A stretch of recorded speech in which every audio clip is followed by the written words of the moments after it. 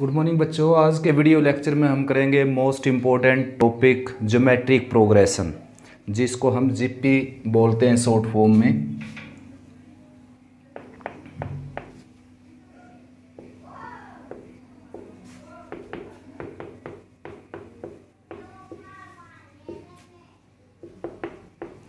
तो बच्चों geometric progression होता क्या है, देखो एक ऐसी sequence, a sequence of non-zero real number in which every terms bear a constant ratio with its preceding term except first term। यानी कि एक ऐसी सीक्वेंस नॉन जीरो नंबर की बच्चों, जैसे कि मैं कोई एग्जांपल ले लेता हूँ, जैसे 1, 3, 9, 27 एंड सोन 81 एंड सोन। तो नॉन जीरो नंबर हो, सबसे पहली बात ये है आपके पास। उसके बावजूद क्या है कि जैसे इसकी सेकंड टर्म का फर्स्ट टर्म के साथ रेशो क्या आ गया 3/1, तो थर्ड टर्म का सेकंड के साथ भी क्या आ गया 3/1, थर्ड टर्म का सेकंड के साथ भी क्या आ गया 3/1। 81 को 27 से डिवाइड कर देंगे, ये भी क्या आ गया 3। तो ये जो है अपनी प्रीसीडिंग टर्म के साथ कांस्टेंट रेशो रखती है। जैसे कि A2 डिवाइडेड बाई A1 करता हूँ मैं, तो आ जाता है मेरे पास 3। ठीक ऐसे ही A3 और इसकी प्रीसीडिंग टर्म कौन है 9, A2 जो कि A2 है। A3 9 है और इसकी प्रीसीडिंग टर्म है 3, तो ये आ जाएगा 9/3, ये भी 3 आ गया देखिए। उसके बाद A4 डिवाइडेड बाई A3, यानी कि फोर्थ टर्म को थर्ड टर्म से डिवाइड करें 27/9, ये भी क्या आ जाएगा 3। यानी कि जितनी भी इसमें टर्म होंगी बच्चों, सभी में ऐसा ही होगा कि सक्सीडिंग टर्म को प्रीसीडिंग टर्म से डिवाइड करेंगे तो ऑलवेज क्या है कांस्टेंट रेशो आएगा। तो फर्स्ट की कोई प्रीसीडिंग टर्म होती नहीं, ये आप सभी जानते हैं।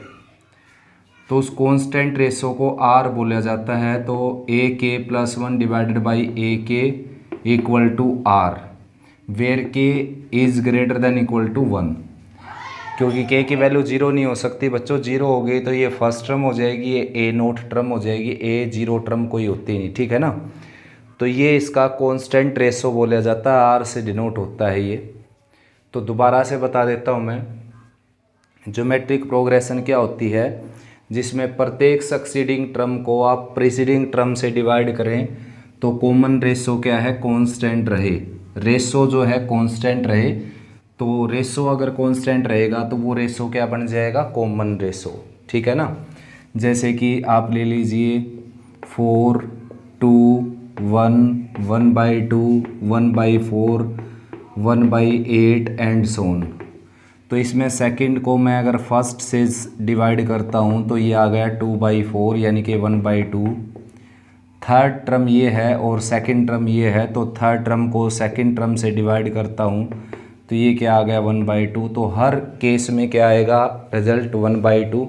Therefore this sequence also in GP, ये सीक्वेंस भी क्या है कि जीपी है, ठीक है ना। अब बात ये है बच्चों, सबसे पहले मैंने बात की थी यहाँ पर कि नॉन जीरो नंबर के बारे में मैंने क्यों बात की, क्योंकि अगर यहाँ पर कोई नंबर जीरो ले लिया मैंने, तो इसको किसी से भी मल्टीप्लाई करूँगा तो जीरो ही रहेगा ये। तो ये सीक्वेंस जो है ये जीपी नहीं होती भाई। क्यों नहीं होती, क्योंकि कॉमन रेशो निकाल लेंगे हम इसका, तो रेशो तो क्या आ गया इनडिटरमिनेंट फॉर्म में आ गया, ठीक है ना। तो रेशो डिटरमाइन होना चाहिए, यानी कि डिटरमिनेंट फॉर्म में होना चाहिए। डिटरमिनेंट फॉर्म कब होगी, जब अपर पार्ट में भी और लोअर पार्ट में भी रखने के बाद इनडिटरमिनेंट फॉर्म ना बनती होगी, जैसे 0/0, infinity infinity, infinity infinity, these are indeterminate form. Detail से करेंगे हम 13 चैप्टर में लिमिट्स एंड डेरिवेटिव में। तो सबसे पहली बात है कि अगर सीक्वेंस में जीरो है कहीं पर भी, तो वो 100+1% कहता हूँ मैं, वो जीपी नहीं हो सकती अगर एक भी टर्म उसकी जीरो है तो। नेक्स्ट थिंग ये है कि कॉमन रेशो कभी भी जीरो नहीं आ सकता बच्चों, या तो जीरो से लेस आएगा या जीरो से ग्रेटर आएगा, जीरो कभी नहीं आएगा कॉमन रेशो, ठीक है ना।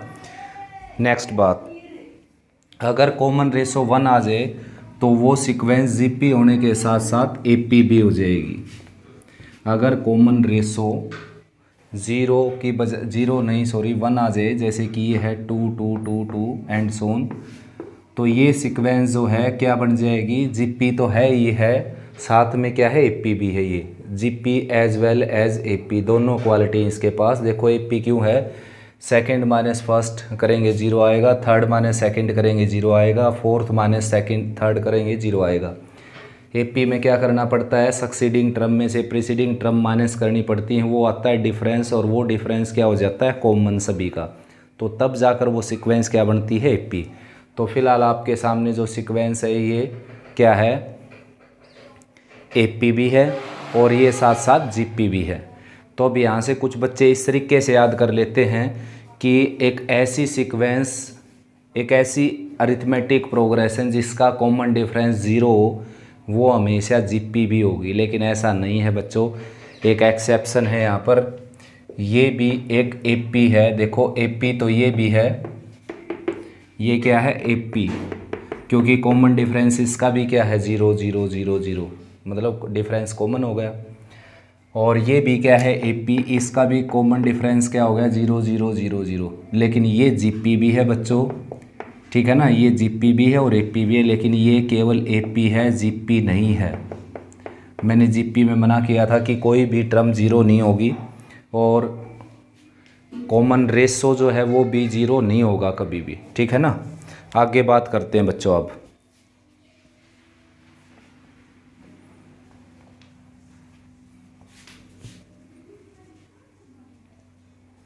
तो जीपी के अंदर जैसे कि A R square, A R cube, A R raise to the 4 and so on, ये क्या है जीपी, जिसकी फर्स्ट टर्म क्या है ए और कॉमन रेशो क्या है आर, मतलब ए को आर से मल्टीप्लाई किया ए आर आ गया, और फिर आर से मल्टीप्लाई किया ए आर स्क्वायर आ जाएगा, फिर आर से मल्टीप्लाई करेंगे ए आर क्यूब आ जाएगा। इस तरीके से बच्चों, इस तरीके से चलते रहेंगे तो ये एक सीक्वेंस जो बनेगी ये क्या बन जाएगी जीपी, ठीक है ना। आया समझ में जीपी क्या होती है। अब उसकी फर्स्ट टर्म क्या है, देखो इसकी फर्स्ट टर्म है ए, और कॉमन रेशो क्या है इसका, कॉमन रेशो है आर, ठीक है ना, ये कॉमन रेशो वही बच्चों। अब इसकी जनरल टर्म फाइंड आउट करते हैं हम, देखो जनरल टर्म।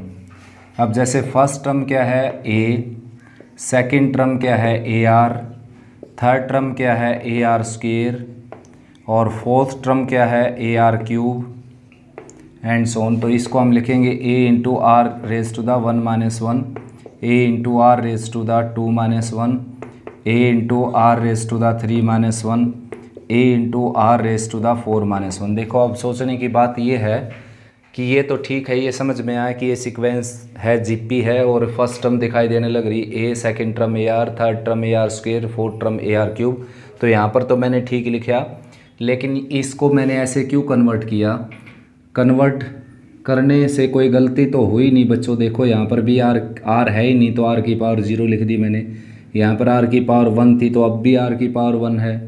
आर की पावर 2 थी, यहाँ पर आर के ऊपर पावर है केवल ये, आर के ऊपर पावर अगर यहाँ पर 2 थी तो अब भी आर के ऊपर पावर 2 है। देखिए यहाँ पर आर के ऊपर पावर 3 थी, तो अब भी आर के ऊपर पावर 3 है। लेकिन आर के ऊपर जो 3 पावर है उसको मैं ऐसे भी तो लिख सकता हूँ 5 माइनस 2, 3 को ही ब्रेक करना है ना, तो इसको ऐसे भी लिख सकते हैं हम, उसको 3 को तो ऐसे भी लिख सकते हैं जैसे 7 माइनस 4, ये भी 3 पावर हो जाएगी। लेकिन मैंने ऐसे ही क्यों ब्रेक किया, मैंने ऐसे इसलिए ब्रेक किया, एक सिमेट्री सी मिल जाए मेरे को और nth टर्म को डायरेक्ट लिख पाऊँ मैं। जैसे कि मैंने इसको प्लेस के रिस्पेक्ट में चेंज कर दिया, जैसे ये 3 पावर थी, इसका प्लेस 4 था, तो 4th के रिस्पेक्ट में मैंने इसको चेंज किया। इसकी 2 पावर थी, प्लेस इसका कौन सा था 3rd, तो मैंने 3 के रिस्पेक्ट में चेंज कर दिया। इसका प्लेस कौन सा था 2nd, और पावर कितनी है 1, तो मैंने 2 के रिस्पेक्ट में चेंज कर दिया इसको, ठीक है ऐसे इसको। अब बच्चों एक सिमेट्री बन गई। देखो अगर 4 टर्म है तो सबसे कॉमन बात ये है इन सभी में कि ए तो सभी के अंदर है ही, देखिए ए सभी के अंदर है, आर की पावर चेंज होने लग रही है according to base, according to place. तो इसका प्लेस 2 है तो पावर 2 माइनस 1, प्लेस 3 है तो पावर 3 माइनस 1, प्लेस 4 है तो पावर 4 माइनस 1, और प्लेस अगर nth हो जाएगा तो ये क्या आ जाएगा AR raise to the n minus 1। अब बात ये है कि इसकी ज़रूरत कहाँ पड़ेगी, जनरल टर्म को निकालने की क्या ज़रूरत पड़ेगी भाई, इसका यूज़ कहाँ करेंगे हम। तो इसका यूज़ इस तरीके से करेंगे बच्चों, जैसे कि कोई जीपी दे रखी है आपको, जैसे ये GP they the 2, 4, 8, 16 and so on. तो इसकी जैसे हमने 100 टर्म निकालनी है तो 2 से मल्टीप्लाई करते करते 100 तक हम पहुँचे, उससे बढ़िया क्या है 100 टर्म ऐसे निकाल सकते हैं हम, AR raise to the 100 minus 1, यानी कि A की जगह 2, R की जगह भी 2 है वैसे इसमें, और रेज टू द 99, तो ये आ गया 2 रेज टू द 100। तो बच्चों जैसे AP आपके पास ये है AR square, AR cube and so on, तो इसकी लास्ट टर्म जो हमने लिखी AR raise to the n minus 1, जिसको हमने जनरल टर्म बोला। तो जनरल टर्म हो जाएगी बच्चों, L भी बोल सकते हैं आप इसको और AN भी बोल सकते हैं। तो it can be written as A into R raise to the n minus 1, यानी कि इस फॉर्म में इसको लिखा जा सकता है बच्चों। पावर ओनली R के ऊपर है, यहाँ पर A इससे सेपरेट है, ठीक है ना, A into R raise to the n minus 1। तो बच्चों अगर हम बात करें देखो, तो जनरल टर्म हो गई, उसके बाद जीपी के अंदर जो टर्म्स हैं वो जैसे कि L जिसको हम AN बोलते हैं, R, ये जो टर्म है बच्चों, A यानी कि फर्स्ट टर्म, R यानी कि कॉमन रेशो, एंड L यानी कि last term, and N that is number of term. यानी कि ये 4 वेरिएबल हैं बच्चों AP के अंदर। AP का जो फार्मूला है उसमें ये 4 वेरिएबल हैं, देखिए AN यानी कि L, A first term, R common ratio and N number of term यानी कि टर्म का प्लेस। तो ये 4 वेरिएबल में से किन्हीं 3 वेरिएबल की वैल्यू मिलेगी आपको, और 4th वेरिएबल की आप वैल्यू निकाल सकते हैं। जैसे कि मान लो कि आपको A की वैल्यू मिल जाए 2, R की वैल्यू मिल जाए 5 और N की वैल्यू मिल जाए 3, तो आपने क्या निकालना है अब यहाँ पर L यानी कि A3। तो A3 का फार्मूला आ जाएगा A into R raise to the 2 AR, और यहाँ पर वैल्यू रखेंगे हम, ये n हो गया देखो, n यानी कि n माइनस 1, तो A की जगह 3 रखेंगे, n की जगह 3 रखेंगे, R की जगह रखेंगे 5 और A की जगह रखेंगे 2, तो आपकी AN आ जाएगी यानी कि थर्ड टर्म। तो किसी भी जीपी में यानी कि जीपी का कोई भी क्वेश्चन होगा बच्चों जनरल टर्म से रिलेटेड, A, R, N और L ये टर्म्स मिलेंगे आपको, यानी कि वेरिएबल्स हैं ये 4, इनमें से किन्हीं 3 वेरिएबल को दिया जाएगा और 4th वेरिएबल रिक्वायर्ड होगा। अब उसके बाद जो बच्चों आपके सामने ये जो जीपी है ऊपर लिखी हुई है, ये है फाइनाइट जीपी, इसको बोलते हैं फाइनाइट जीपी, ठीक है ना। और ये जो जीपी है बच्चों ये है infinite GP and so on, infinite GP.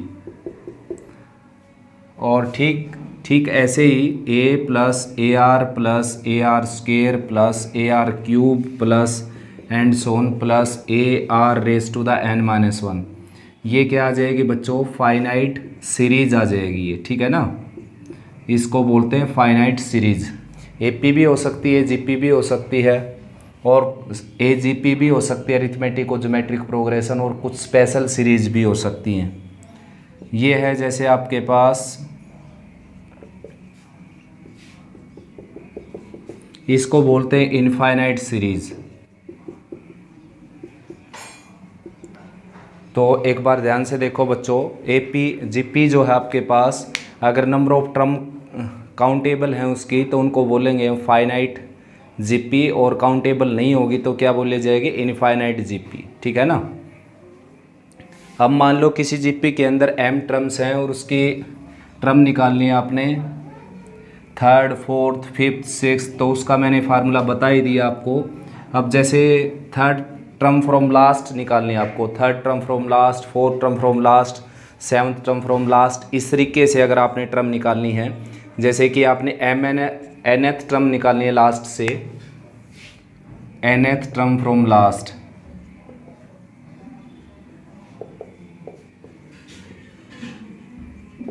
Is equal to m minus N plus 1th term from beginning.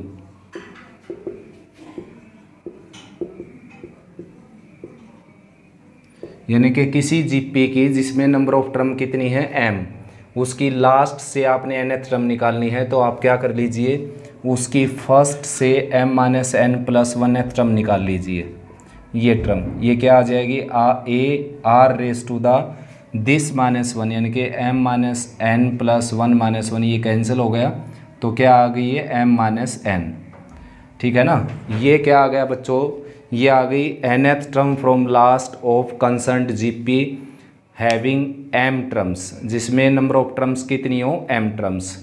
Next है बच्चों, जैसे आपके पास ये जीपी है, इसकी लास्ट से आपको nth टर्म की ज़रूरत है, mth टर्म की या nth टर्म की। इसमें नंबर ऑफ टर्म m ले लेता हूँ मैं, नंबर ऑफ टर्म m हो गई, तो लास्ट टर्म होगी a into R raise to the m minus 1। अब वो लास्ट टर्म को आप L बोल सकते हैं, L, ठीक है ना, इस तरीके से L बोला जा सकता है बच्चों उसको, लास्ट टर्म को। अब उस जीपी को जैसे इंटरचेंज कर दूं मैं, जैसे पहली टर्म पर ये लिख दूं a into R raise to the n minus 1, फिर नेक्स्ट हो जाएगी a into R raise to the n minus 2 and so on. तो इस तरीके से A R cube, A R square, A R and A. तो ये जो जीपी थी आपकी, इस जीपी को मैंने इंटरचेंज कर दिया, यानी कि जो लास्ट टर्म थी वो फर्स्ट हो गई, जो लास्ट बट 1 थी वो इसकी सेकंड हो गई, लास्ट बट 3 थी वो इसकी थर्ड टर्म हो गई। इंटरचेंज कर दिया इस जीपी को। अब क्या है, इसकी लास्ट से आपने nth टर्म निकालनी थी, तो इसकी फर्स्ट से nth टर्म निकाल लेंगे हम। तो मान लो बच्चों, अगर इसका कॉमन रेशो r था, तो अब इसका कॉमन रेशो क्या आ जाएगा, 1/r। तो nth टर्म निकाल लेंगे हम a और r, जो कि यहाँ पर क्या हो गया 1/r, और a क्या हो गई बच्चों l, क्योंकि जो इसकी a है वो तो ये a है, लेकिन इस जीपी को इंटरचेंज करने के बाद जब फर्स्ट टर्म बनेगी वो क्या होगी l, और raise to the power n minus 1।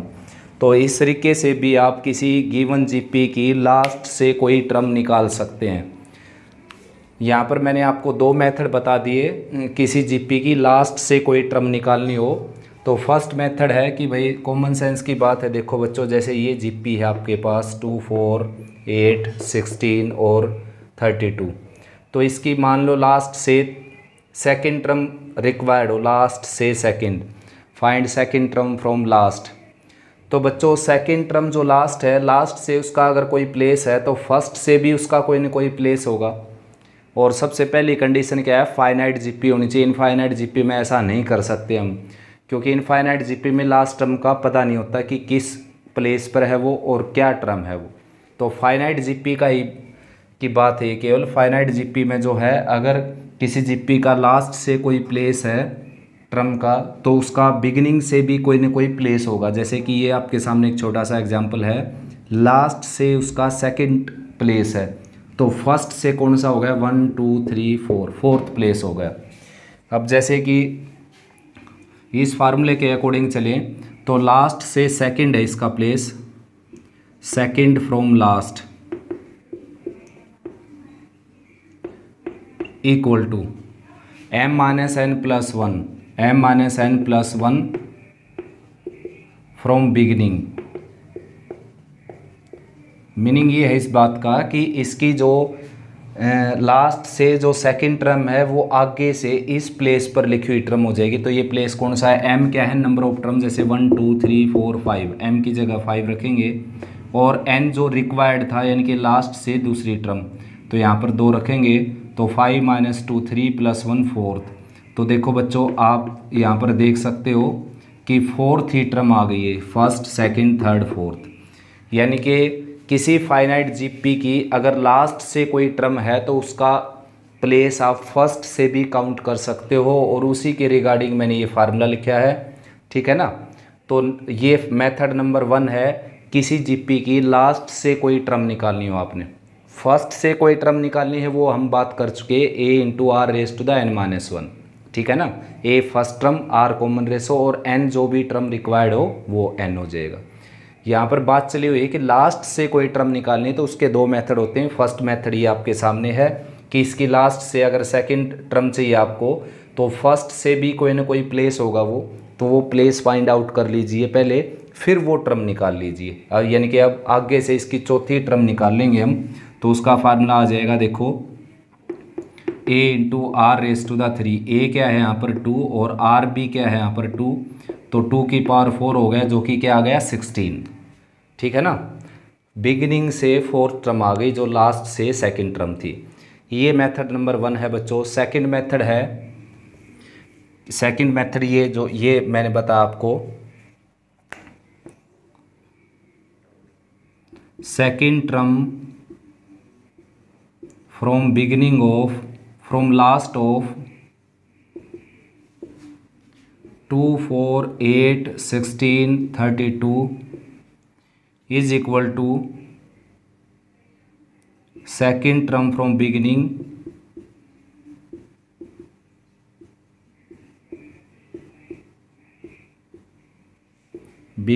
Of 32, 16, 8, 4, 2। ठीक है ना। यानी कि क्या है बच्चों, देखो इसकी जो लास्ट से जो सेकंड टर्म है वो इसकी फर्स्ट से सेकंड टर्म बन जाएगी। देखो कॉमन सेंस की बात है ये जीपी थी, इसको मैंने ऐसे इंटरचेंज कर दिया, तो जो लास्ट से काउंट करना था वो फर्स्ट से काउंट करना, लेकिन ऐसा करते इसमें क्या है, फर्स्ट टर्म क्या हो जाएगी, जो इसकी लास्ट टर्म थी वो फर्स्ट टर्म हो जाएगी। यानी कि ए की वैल्यू क्या आ जाएगी, एल, जो इसमें एल था वो ए की टर्म आ जाएगी, ए की वैल्यू आ जाएगी, जैसे मैंने लिखा है यहाँ पर एल। जो आर लिखते हैं यहाँ पर, आर फार्मूले में आर लिखते हैं, उसकी जगह क्या लिखा आ जाएगा 1/r। ठीक है ना। देखो आर तो क्या हो गया 2, तो 1/r लिखा जाएगा, क्योंकि जीपी आपके पास अब ये है फिलहाल। तो या तो इसके आर को आप 1/2 ले, इसके 1/2 को आप आर की वैल्यू ले सकते हो, यानी कि, और 32 को फर्स्ट टर्म ले सकते हैं, आर की वैल्यू 1/2 ले सकते हैं। लेकिन अगर आपने ये लिख कर नहीं दिखानी ये नीचे वाली लाइन, आप इसी से केवल इसके लास्ट से सेकंड टर्म निकालना चाहते हो, तो मैं बताऊँ आपको, ये मेथड है। देखो एल लिख दीजिए यहाँ पर, और फिर 1/r और पावर n-1 आ जाएगा आपका आंसर। और ये मैंने आपको समझा ही दिया है यहाँ पर।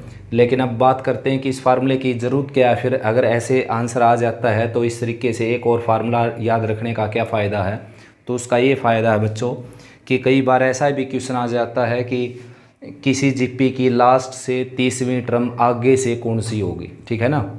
विच term from beginning of AP whose last is 32nd या 30 या 31, 31st।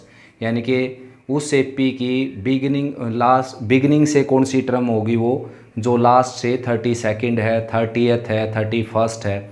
तो इस तरीके का कोई रिक्वायरमेंट आ जाए तो उसमें इस फार्मूले को याद ही रखना पड़ेगा, या फिर आपने पूरी जीपी लिखकर और लास्ट से उसको काउंट करके उसको टिक करना पड़ेगा, फिर आगे से काउंट करके उसका आंसर देना पड़ेगा। जैसे ये है आपके पास, जैसे इसमें पूछ लिया जाए कि इस जीपी की लास्ट से सेकंड टर्म बिगिनिंग से कौन सी होगी, बिगिनिंग से किस प्लेस पर होगी, कौन सी होगी, तो भाई एक मेथड ये, इसका लास्ट से काउंट करो, इसको फर्स्ट सेकंड और इसको सर्कल कर लो। अब आगे से काउंट करके बता दो 1 2 3 4, तो फोर्थ टर्म इसकी बिगिनिंग से हो जाएगी। लेकिन ये ट्रेडिशनल मेथड है, बाई चांस जीपी में नंबर ऑफ टर्म बहुत ज़्यादा हो तो ऐसे कैसे काउंट करेंगे हम, तो उसके लिए ये फार्मूला ठीक रहेगा। M means number of terms, N जो भी रिक्वायर्ड है, जैसे 5वीं टर्म चाहिए उसको लास्ट से 7वीं टर्म चाहिए, और +1 ये है ही, तो काउंट करोगे तो आगे से उसकी टर्म का प्लेस आ जाएगा। नेक्स्ट बच्चों, किसी भी फाइनाइट जीपी में, जैसे कोई भी फाइनाइट जीपी है, product of the terms equidistant from the beginning and the end is always same and is equal to the product of first and last terms of this GP. यानी कि कोई GP है, जैसे आपके पास ये है 2 4 8 16 32 64, जैसे इसकी लास्ट से सेकंड और फर्स्ट से सेकंड टर्म का जो प्रोडक्ट है बच्चों, जैसे कि क्या आ गया, देखो 4 2 जा 8, 4 3 जा 12, ठीक है ना, 128। अब ठीक ऐसे ही इसकी लास्ट से थर्ड और फर्स्ट से थर्ड टर्म का प्रोडक्ट निकालेंगे, वो भी कितना ही आएगा 128। ठीक है ना। तो हम कह सकते हैं बच्चों यहाँ पर कि किसी भी फाइनाइट जीपी में product of terms from beginning and the end is always same and is equal to the product of first and last term. First और लास्ट टर्म का प्रोडक्ट क्या है देखो, वो भी क्या है 128, यानी कि बिगिनिंग से और लास्ट से जो प्रोडक्ट हम करेंगे वो हमेशा कांस्टेंट रहेगा, सेम रहेगा। यानी कि आगे से आपने सेकंड ले ली तो पीछे से भी सेकंड ले ली, आगे से थर्ड ले ली पीछे से भी थर्ड ले ली, आगे से फोर्थ टर्म ले ली पीछे से भी फोर्थ ले ली, इस जीपी में है नहीं बल्कि, और आगे से 5वीं टर्म ले ली पीछे से भी 5वीं टर्म ले ली। इनका प्रोडक्ट करते जाएंगे अगर, तो वो प्रोडक्ट हमेशा सेम होगा, और वो प्रोडक्ट किसके इक्वल होगा, जो फर्स्ट और लास्ट के प्रोडक्ट के इक्वल है। तो बच्चों इस वीडियो में इतना ही, और बाकी जो ट्रिक्स वगैरह चलेंगी वो जो ही क्वेश्चन आएंगे उनके साथ साथ होती रहेंगी भाई, और इजी से इजी मेथड से मैं आपको करवाने की कोशिश करता हूँ। तो देखते हैं अब नेक्स्ट वीडियो में एक्सरसाइज 9.4।